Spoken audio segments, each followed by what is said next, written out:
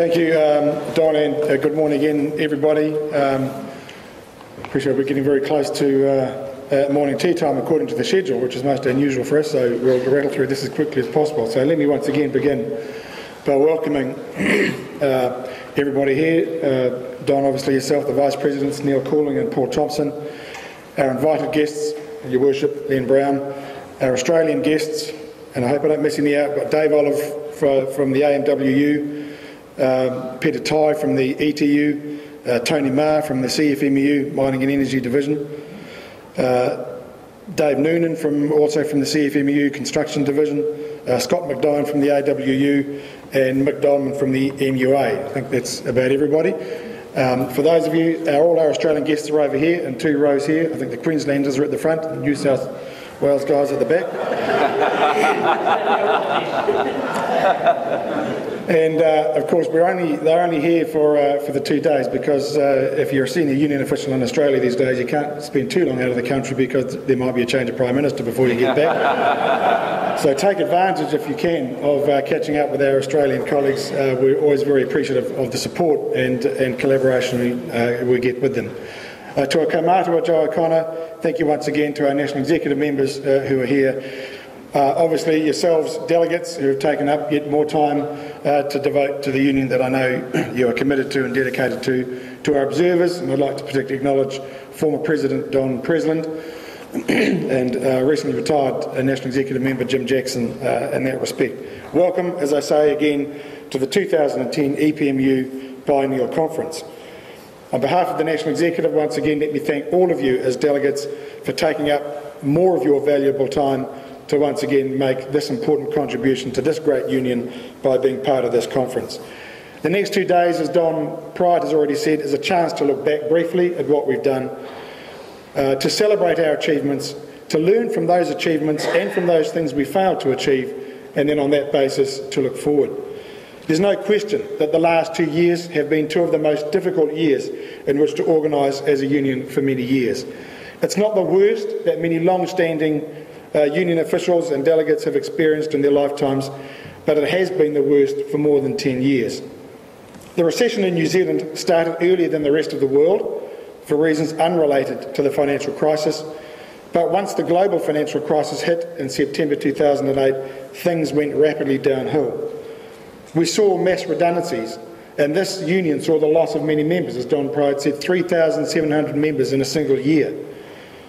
The bulk of those members we lost because of those redundancies, because of the retraction of manufacturing and other industries. And if the recession and the loss of jobs wasn't enough, following the change of the government, we saw the start to the slow erosion of workplace rights. Within a month of being elected, the current government introduced the first attack on work rights when it abolished personal grievance rights for some workers with its 90-day trial period for small businesses. Now, even though redundancy slowed to a trickle towards the end of 2009 and the environment has been somewhat stable, at least in terms of employment opportunities since that time, the truth is that there has been little job growth. And so it's galling to hear repeated claims by those in the commerce sector and in the government that we are on the road to recovery. There can be no recovery when we still have nearly 140,000 workers out of work. And along with redundancies, we've also experienced an environment of low pay rises and in some cases no pay rises at all.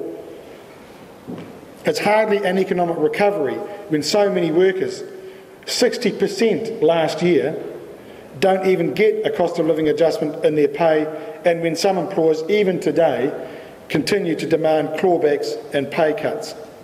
The truth is that workers in New Zealand, as around the rest of the world, have been paying a heavy price. But let's not forget the origins of the most recent recession. Banks and finance companies, especially in the Northern Hemisphere, lent extraordinary sums of money for people to buy houses and to consume more goods, even though many of those to whom loans were being made would be unable to repay them.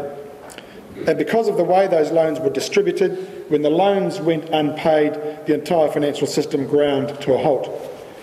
In New Zealand, we didn't have quite the same problem with loan defaults, but we shared some of the characteristics that we saw overseas. Banks here lent for property at exorbitant levels and exorbitant values on the basis that the value of property would only ever rise. Owners of property felt wealthier, and more was borrowed through overdrafts and credit cards for consumption. Finance houses, in particular the private finance companies, made reckless offers of interest rates on investments that enticed many people to put life savings into unsecure investments. On the work front, many workers had the galling experience of private equity companies, a particularly nasty form of investor, who purchased good businesses, loaded them with debt, demanded superior returns, and as a consequence insisted that management suppress pay rates, attack working conditions, and otherwise treat workers pretty shabbily. We had that experience here. Now, those comments explain the origins of the recession in terms of the last 2 or 3 years, but there is another truth that is very little heard today, and that is that the real origins of the recession and the financial crisis that the world has been through, and in many respects are still going through, goes back 30 years.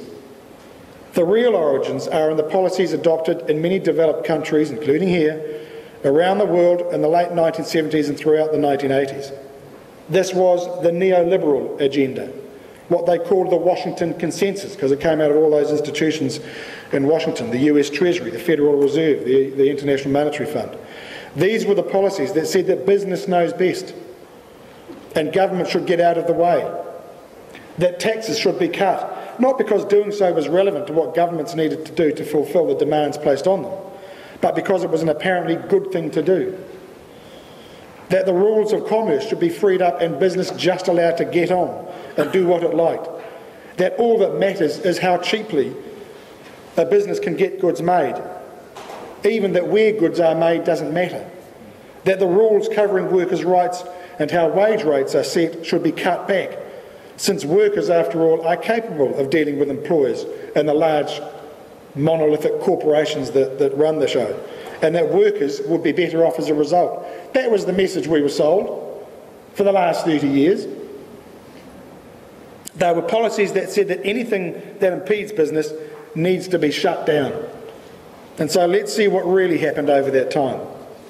In New Zealand, the old rules in the finance sector were relaxed and money trading became a major activity, and we now have a money trader running the country.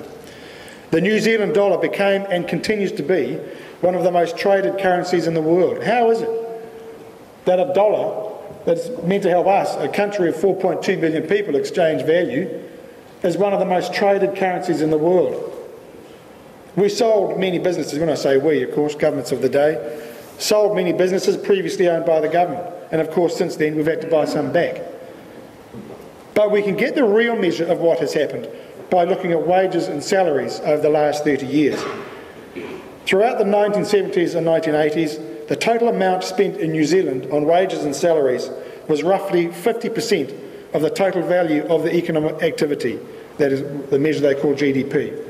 So of GDP, around half of it was used to pay for wages and salaries up to the beginning of the 1980s.